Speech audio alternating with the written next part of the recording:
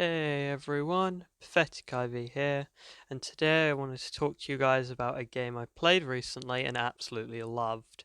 That game being Killer Frequency.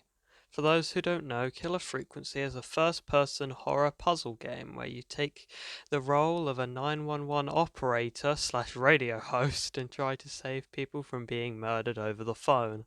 Strange premise aside, I really liked this game and knew I needed to talk about it. The first thing I should probably talk about is the story and writing for this game, because that is what is on display for most of this game's runtime. The story for this game isn't the most original, but this game is trying to mimic the horror slasher type movies with a killer called the Whistling Man being the main threat, so that kind of comes with the territory. But without spoiling it, because I urge you to play this after watching, I do believe the story does change enough things in the form of plot twists so that the game isn't boringly predictable after the first 2 hours. Speaking of which, for a game which is 60% listening to characters say words, the writing needed to be fun and interesting enough to make sure you don't get bored during long conversations, so you don't zone out and miss a key detail, or worse, just shut the game off. I'm happy to report that this game nails down every character, making them fun, likable, and more importantly, memorable to make sure you are listening to every word. Speaking of memorable characters, your objective for most of the game is to save said characters by solving unique puzzles depending on the situation. This game nails every aspect of them. The puzzles themselves consist of you helping a person get out of a situation involving the Whistling Man. You usually use information that you have to search for around various offices in your building.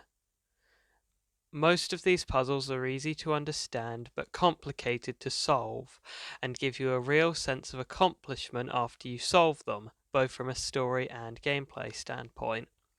You usually get to know the characters you have to save very well, so it makes you incredibly happy to see them escape alive, or, if you fail, you feel disappointed in yourself for costing this individual their life. This game could have very easily made me not care about these characters, but they do the legwork to make me want to save them. One of the biggest issues this game could have faced is the player being incredibly bored while essentially just watching three people talk while you do absolutely nothing, when a game is all about allowing the player to actually play the game. Fortunately, this game solves this issue by allowing the player to walk around their office and throw objects across the room or play random sound effects at any time.